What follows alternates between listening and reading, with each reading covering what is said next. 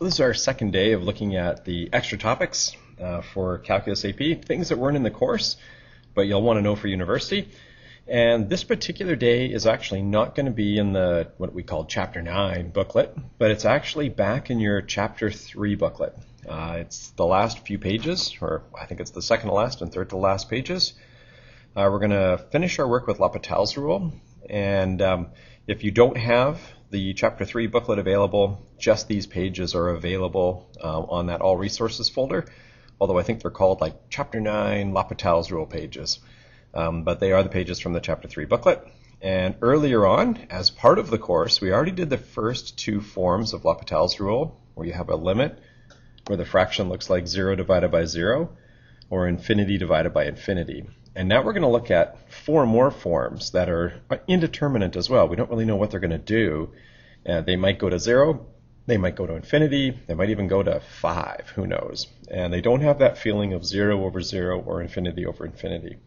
When we were doing those first two, we found you could just take a derivative, top and bottom, and then try reevaluating from there. So we're down a page. We're going to be here looking at this one. And so this third one, first one for us today, actually has a feeling of 0 multiplied by infinity. When x goes to 0 plus, 0 on the high side, the only reason why the plus is there is to make sure nothing goes wrong with the ln. This x to the fourth gets really, really small, so it tends to feel like 0. Now, ln, although it doesn't grow very fast, it does keep growing. It gets bigger and bigger and bigger. When you put in numbers near 0, it actually gets smaller and smaller into the negative, so it kind of heads towards minus infinity. So you have this competition, this battle between 0 and negative infinity, and it's not really clear where this thing is going to land in the end. Now, when we do this one, I'm actually going to show you what I think is the best way to go, and then we'll talk about kind of a poor decision you could make. So let's divide our page here a little bit, and we'll see if we can get the answer taken care of on the left, and then we'll look at what not to do on the right. But generically, I would say that this particular story does have this feeling, if I could put just feelings in square brackets, a feeling of a 0 multiplied by an infinity, in fact a negative infinity, but something small multiplied by something big. What we're going to do is rewrite that as a fraction, even though it doesn't look like a fraction right now. We're going to move either the x to the fourth or the logarithm to a denominator. You can move either one, but it works best if we move the x to the fourth. Now, I'm going to write this. I don't have a lot of room here, so I'm going to skip right to how this is going to work. I'm going to write it this way. The limit as x heads to 0 on a positive side, and I do want a fraction. I want to leave the logarithm in the top. We'll see that that's probably a really good idea. And the x to the fourth that was in the numerator, I'm going to write that as an x to the minus 4 in the bottom. Now, I'm probably skipping a step here. I guess I could have written that like this, right? I could have said, oh, well, that's kind of like a ln of 7x in the numerator and then 1 over x to the fourth in the bottom. I just don't have a lot of room, so I'm jumping right to writing that as a power because I think it'll be a lot easier to do L'Hopital's rule derivative at the next step. So how does this feel now? When you go and put in numbers just barely above 0, the numerator, it turns out, still heads to, of course, negative infinity, as it did a moment ago. But 1 over x to the fourth, this thing, when you put numbers in that are really close to 0, 1 over that to the fourth heads towards infinity. So now you have infinity divided by infinity. And although that's troubling, that's actually not too bad, because that's kind of a classic L'Hopital's rule indeterminate form. And so we go, oh, okay, the limit of the top is infinity, the limit of the bottom is infinity. Well, let's take a derivative top and bottom. So here we go. I'm going to do a derivative here of both the numerator and the denominator. When I do a derivative of the numerator, I'm going to have 1 over 7x multiplied by a 7. Actually, those 7s cancel. Could have even used a little log property off the start to eliminate that entirely, but that'll work fine. And now the derivative of the bottom. I'm going to do a derivative of that power, x to the negative 4. And I'd rather do a derivative of a power instead of that quotient I have at the top of the page in pink. So this will become a negative 4 x to the negative 5. So then we look at that and go, okay, what's that going to do? And the answer is, I don't know. It's really messy, right? So let's rewrite this here a little bit. What have we really got going on? So with these L'Hopital's rule deals, where it makes a mess, tidy it up first. The 7s are gone, right? And then you have this 1 over x in the top. So that's actually like an x in the bottom. And then you have this x to the negative 5 in the bottom. Well, that's like an x to the 5th in the top. You're going to get a little reducing. When it's all said and done, you're going to have x to the 4th. That's how it tidies up. And a negative 4. Okay, so now let's evaluate this again. Let's see what we have. We're putting numbers in barely above 0. And when we do that, the numerator heads towards 0. And the denominator is perfectly stable at -4. Do not do L'Hopital's rule again. You can only do that if it's 0 divided by 0 or infinity divided by infinity. And as soon as one of them breaks from that, you have to make a call. You have to look at that and say, okay, well, what is that worth? 0 on top of a number is perfectly fine. Its value is 0. If it was a number on top of 0, I would have said, does not exist or infinity, that kind of thing. But here, the answer is no, it's perfectly fine, and the answer is 0. Okay, that would be my answer, and it's perfectly fine. Now, maybe avoid this. Okay, so this is the other thing I wanted to show you with this question. Avoid moving the logarithm. Although algebraically it's fair, it's not a good idea to try to do this limit where x heads towards 0 plus and then put in the x to the 4th in the top and then moving the logarithm down to the bottom. You could move it down there like that. That's equivalent to 1 being in the top. And if you ask yourself, well, how does it feel? It feels like 0 divided by 0. And then you'd say, well, I'll go and do a derivative then, top and bottom. This is bad news. It just doesn't get any nicer. It gets worse. So if I do a derivative in the top, that's not too bad. I get 4x cubed. That was easy. The bottom, chain rule, becomes a -1 times this blob to the -2 times a 1 over 7x times a 7. Okay, sure, the 7's go away, but what about everything else? I don't know. There's a 1 over x here. That's the same thing as an x up in the top. So if you tidy that up, because tidying is a good deal here, you get to this, which is just worse than when we started. You end up with a -4, x to the 4th, and then a ln of 7x all to the -2, which actually is the same thing as a ln squared up in the top. So now you're right back kind of where you started again, and it's getting worse here, right? This is still 0 over 0. This is not going anywhere nice. So we'll avoid doing that. Okay, leave the logarithm in the top. Okay, so let's just say, yeah, that's a no. Okay, we'll leave the logarithm and move the algebra instead. Okay, the next form. What if it's a really big number minus a really big number? When you put numbers in just barely above 0 into this expression, you'll notice that the first fraction heads to infinity, and the next fraction is like 1 over sine of 0. Well, sine of 0 is 0, so you have another infinity, and you have a big number minus a big number. And it is not at all clear how that will work out. Are the two infinities the same size, right? It's not obvious. So, advice here, let's get one fraction. We don't want to have multiple fractions. And the process of taking this story of subtraction, turning it into one fraction, is we have to use that least common denominator, which here would be x times sine x. So if we can bring those two fractions up to that, then we'll be in business. Here goes. The first fraction needs a little kick with sine x. So we would have a limit as x heads to 0 from the high side. Going to give that little fraction there a kick with sine x. So it would be sine x in the top and then x sine x in the bottom. The next fraction, that one needs a kick with x. So you'd have x in the top and then x sine x. Okay, at least we have a common denominator now. We can blend those together. X is heading to 0 from the high side. We would have a single fraction, sine x minus x, all on top of x times sine x.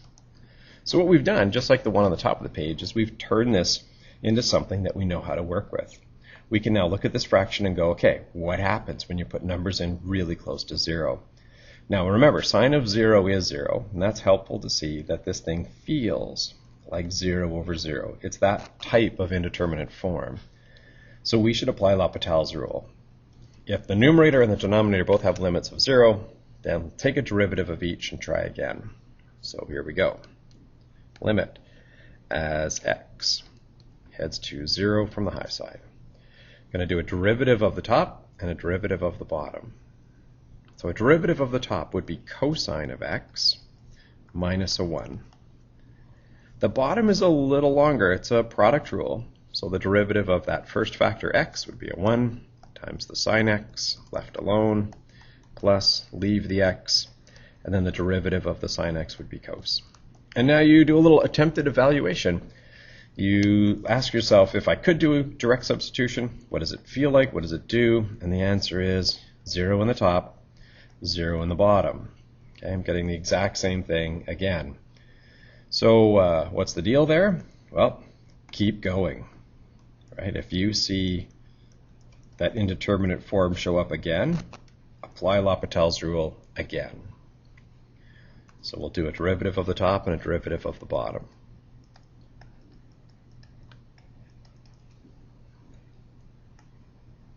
Well, the derivative of cosine would be minus sine.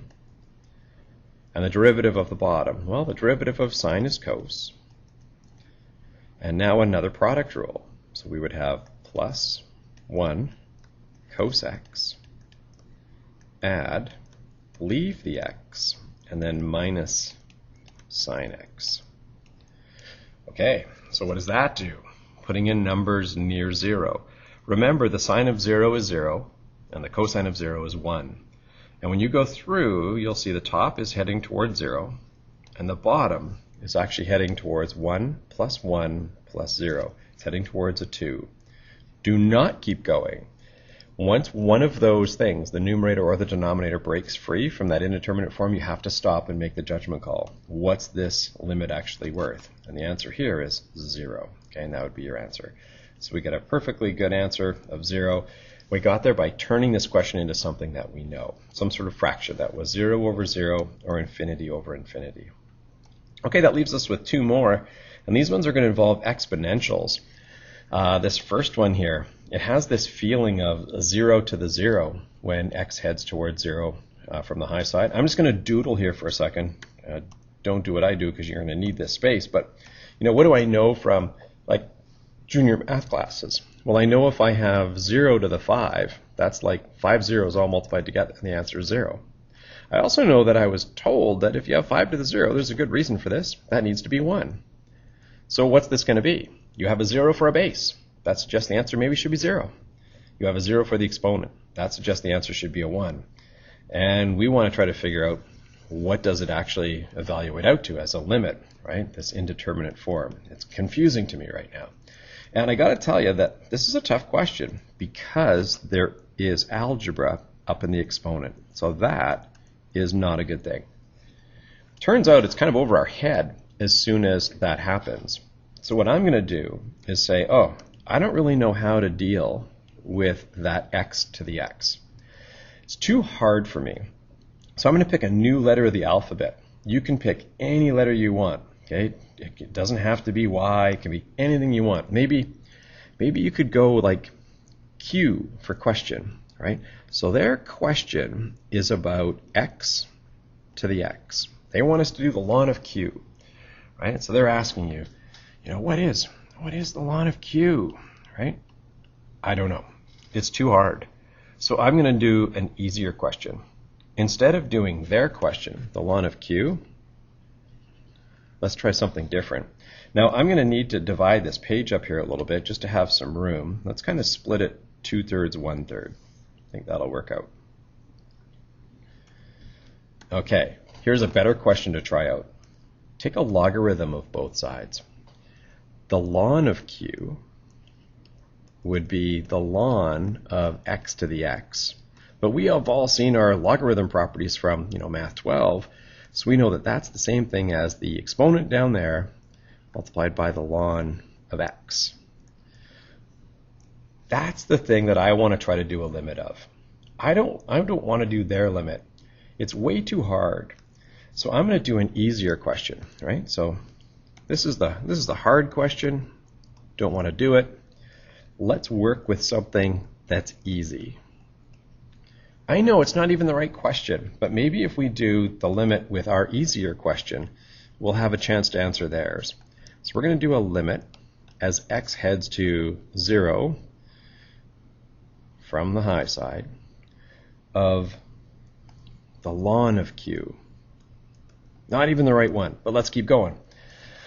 Ln q, I can see on the line above it there, is equal to x ln x. So I have a chance at this one to do the limit as x goes to 0 plus of x ln x. That's something I can do. When x goes towards 0, the x, of course, will be 0, and the ln of something near 0 will actually be negative infinity. So this is having this feeling of 0 times negative infinity. Oh, I saw that on the previous page. We need to turn that into a fraction, so it will either be 0 divided by 0 or infinity divided by infinity. And I saw on the previous page that the smart way to go is to not move the logarithm.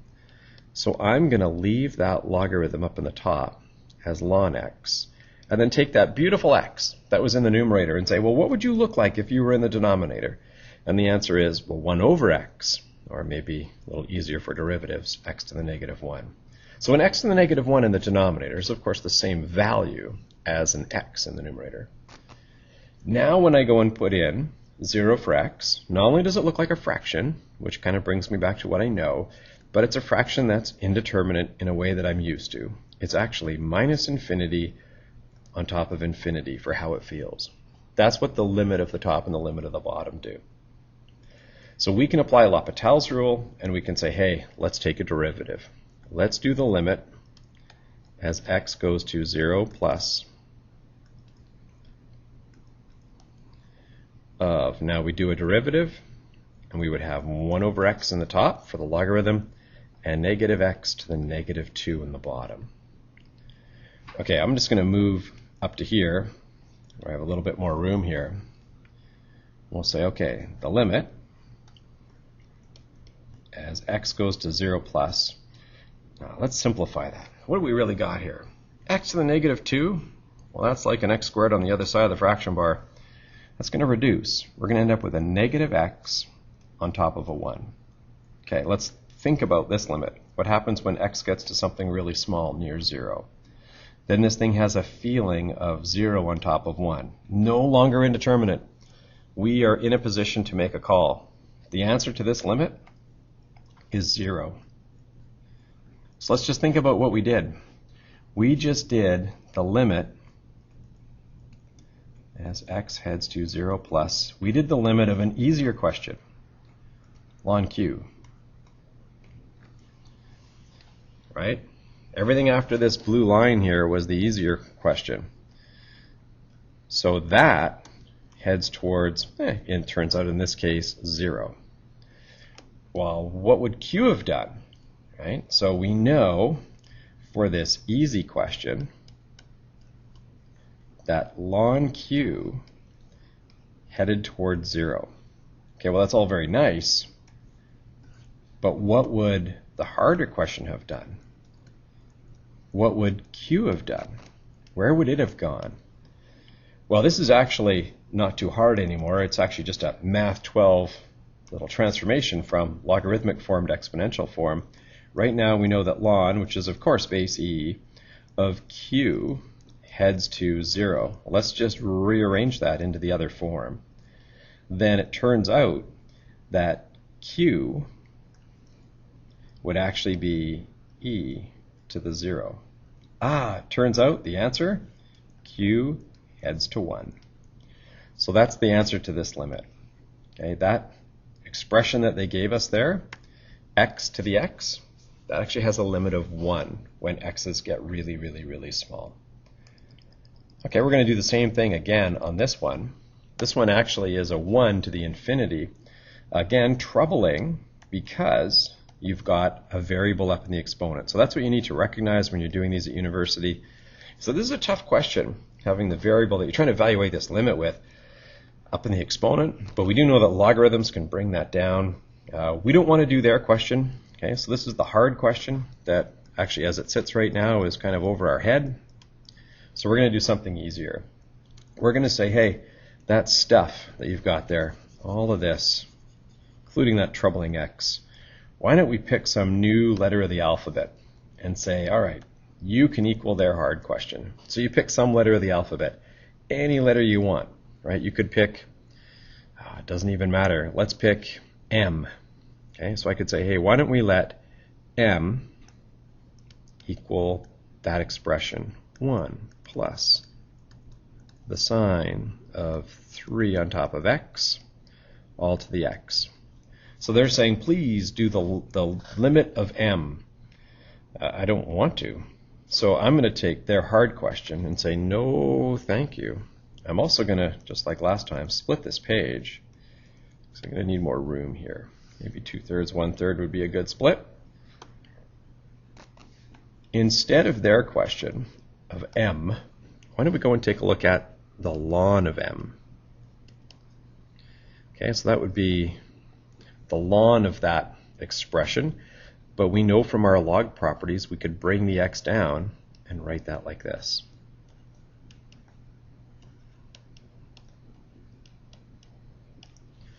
Okay, so stuff above the black line is the hard question. This is going to be an easier limit to take a look at. Let's take a look at the limit that they want to talk about. X is heading to infinity, and it's going to be the limit of ln m, not m. So we're going to do a limit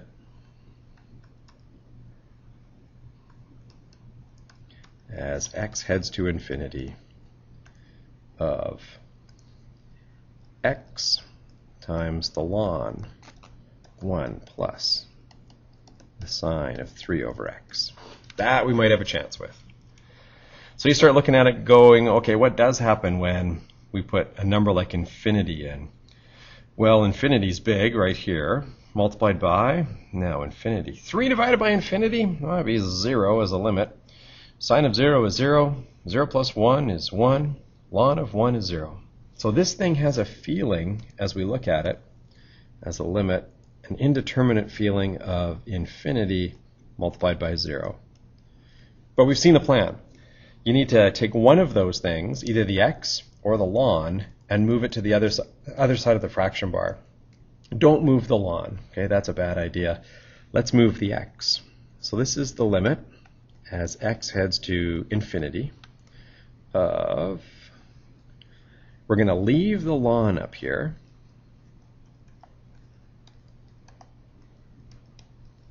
and then the x will go downstairs where it will show up as a 1 over x. Okay, what happens now when you put infinity in? Well, again, that stuff inside the logarithm is going to turn into a 1 because sine of 0 is 0, 0 plus 1 is 1. Ln of 1 is 0. So a few operations going on in there, but in the end, that feels like a 0. And then this is 1 over x. 1 over infinity is a 0. Okay, I'm back on semi-comfortable ground. This is a classic L'Hopital's rule from earlier on in the course. It feels like 0 divided by 0. That's what the limit of the top and the limit of the bottom is doing. So let's go and do L'Hopital's rule. Let's go and do a derivative, top and bottom, and see what it feels like then. Okay, in the top. Ooh, it's going to get a little messy before it gets better. We're going to have 1 on top of 1 plus the sine of 3 over x. That's getting a little tiny there. Apologize for that. Then we would multiply by the derivative of that blob, which would actually be, oh, it's kind of a chain rule thing here. We're going to have a cosine of 3 over x. Okay, but that was cheating. I just treated 3 over x as if it was x. I have to multiply by the derivative of that now. Hey, think of that as being like 3x to the minus 1.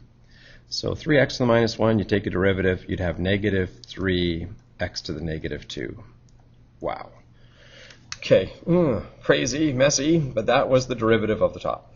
Derivative of the bottom. Nice little power rule, negative x to the negative 2. Now, trying to do that limit, wow, it's hard, it's messy. So let's go and tidy it up. Let's figure out, like, what is it really worth by the time you do as much reducing as you can? Like, for instance, there's an x to the negative 2, top and bottom. They're going to cancel. So will the minus signs. They're going to cancel too. So really, you've got this limit. We're doing a limit as x goes to infinity. And it's a fraction. Up in the top, it's 3 times the cosine of 3 over x. The bottom, 1 plus the sine of 3 over x. So that tidying up can be pretty helpful. So when x heads to infinity, what does that do? Well, remember, 3 over infinity would be 0. A cosine of 0 is a 1, and a sine of 0 is a 0. So we've got 3 times 1, 1 plus 0. This thing feels, if I can just use that as a little math verb, it feels like 3 over 1. Nothing indeterminate about that at all. That's a 3. So this limit, okay, remember this is the easy limit, right? We didn't even do their question, but we just found that the limit as x goes to really, really big of the ln of m. That's what we did, right? We worked on the ln of m, not m. We found that that heads to 3. Okay, so it looks like ln of m is heading to 3.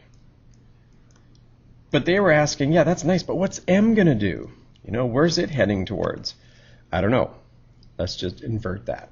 Okay, let's look at the harder question. So m was actually the thing that they were supposed to be working on there. So we'll just rearrange that, put it back into the other form. And when we do, right, this is like a base e. So we would have m is equal to e to the 3. So it looks like this limit that they're talking about, okay, the limit of that crazy stuff, not the ln of it, but the limit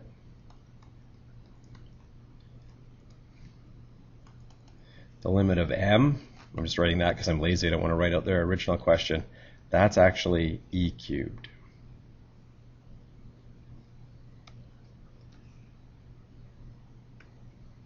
So what happened there on this page? For this whole page, we had some variables up in the exponent. Very difficult to access them there, so we needed to do a logarithm. So we ended up, for both of them on this page, saying, well, we appreciate that you've given us a neat question, but we don't want to do it. We're going to do our own question. That's actually the logarithm of yours. We found out what it did. In this last example, the logarithm had a limit of 3. It headed towards 3. And then we said, oh, okay, well, if our logarithm of your thing headed to 3, then I guess your thing must have been e cubed. And so that's the way that you deal with limits where you have variables up in the exponent. And this last one here had this feeling, when I kind of think about how it feels like 1 to the infinity. When I put 0, or infinity, I should say, in for x, I have 0 here. Sine of 0 is 0, plus 1 is 1. So the base is heading towards 1, getting really close to 1. It's heading down to 1. And the exponent's heading up to infinity. So a base of 1 typically makes the answer 1. And an exponent of infinity on something that's decently sized, above 1, makes the answer huge. So you've got these two competing effects. And it turns out that it actually ends up beautifully at this e cubed for the answer for this one. So there you go, a few more extra forms for L'Hopital's rule. In the end, you know, look at what happens. You end up trying to turn these questions back into ones that you already know, like this, where you can say, oh yeah, classic L'Hopital's, an infinity on an infinity, or a 0 on a 0. So that'll finish up our extra little topic here for L'Hopital's rule.